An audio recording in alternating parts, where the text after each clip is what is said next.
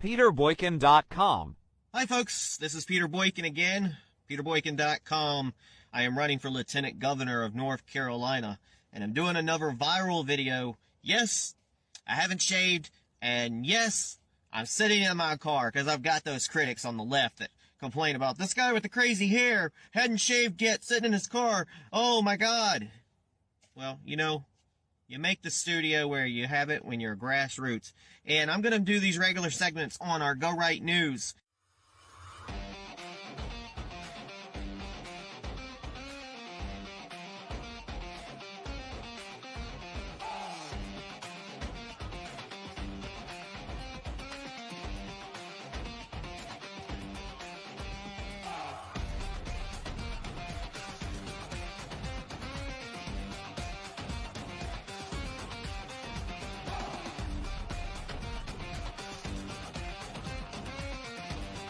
And today's top news is the Georgia trial of Donald Trump will be televised.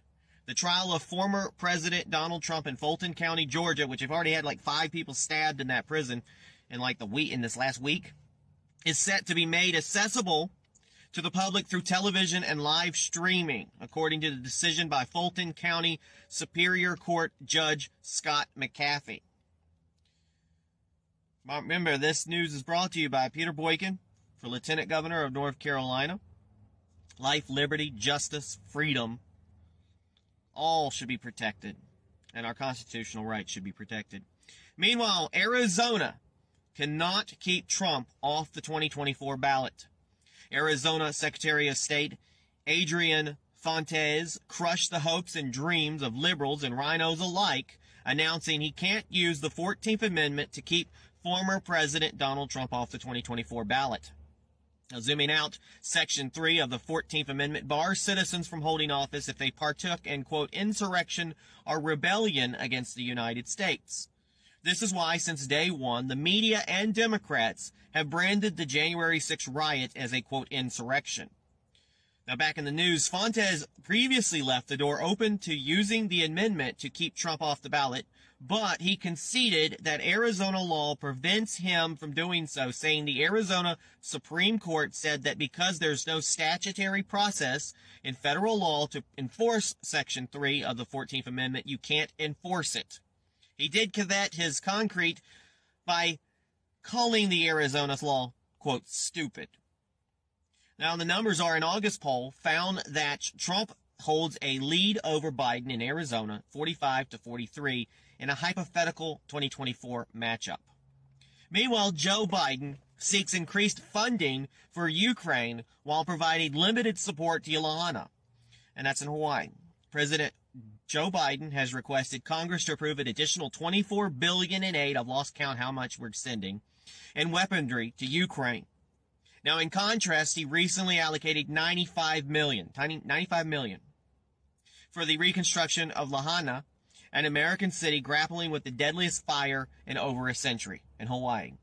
$95 million as opposed to $24 billion to another country.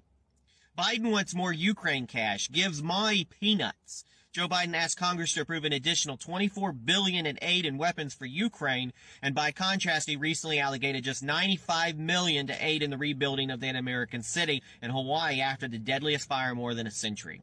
Ukraine cash. If Congress approves the additional funding, it would bring the total amount of taxpayer-funded aid since February 2022 to a whopping $135 billion. Yet people want to complain about giving money or taking away our college loans or reducing it. They don't want Biden to do that, but they're not raising hell about how much money they sent to Ukraine. But you got people like Nikki Haley say, we've got to do that because we can't let Russia win. Now, the University of Hawaii's Pacific Disaster Center and the Federal Emergency Management Agency estimated it will cost over $5.52 billion to rebuild the city of Lahaina. I'm sure I'm pronouncing it all wrong, where 2,207 structures, mostly homes, were destroyed by wildfires. Now, let's do the math. The amount allocated for Maui is less than 1/10 of 1% of the funding given to Ukraine. Priorities, though, right? Meanwhile, the headlines, Biden's average approval is 42% approve, 53.9% disapprove. I'd like to meet the 42% approve because I don't know what questions they're asking these people. Meanwhile, 61% of Americans are living paycheck to paycheck. That is why we are actually living in the silent depression. We are at a time where the depression, the Great Depression, people are living better. There was less people, more resources. It was horrible. But the percentage of how things cost and how people made money was better than it is today. That's why Rich Man North of Richmond is a popular song right now. And 12% of the U.S. population is responsible for 50% of the meat consumption. Source of that's Real Clear Politics, The Lending Club, and Daily Wire. I've went out and I posted a lot of viral videos on my pages on YouTube and on Facebook and on my Telegram channel. You can go to telegram.me/RealPeterBoykin. Here's some other top articles. Senate Minority Leader Mitch McConnell has been clearing to resume his schedule as planned after he froze for more than 30 seconds while fielding questions from reporters recently. X, formerly known as Twitter, will soon allow video and audio calling for users, as owner Elon Musk has announced. Meanwhile, scientists at the Pentagon Medical Intelligence Unit wrote in a research report that evidence indicates that COVID-19 may have been developed in a laboratory.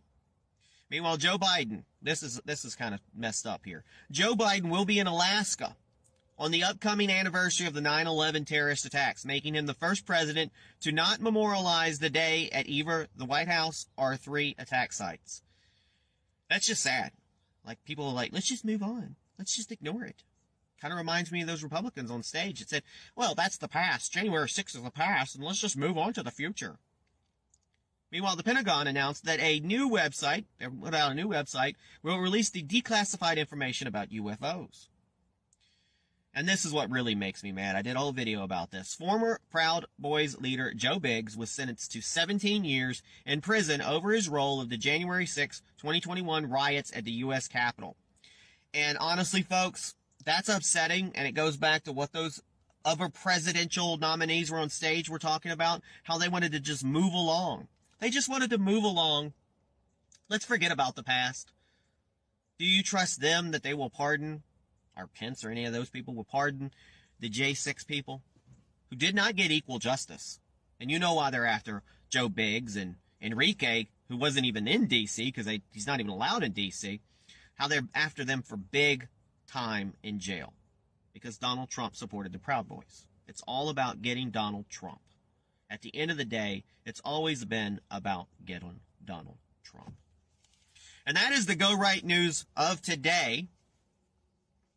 Thank you for tuning in. You can go to gorightnews.com, and I would hope you will go to peterboykin.com. Check out my campaign for Lieutenant Governor of North Carolina 2024.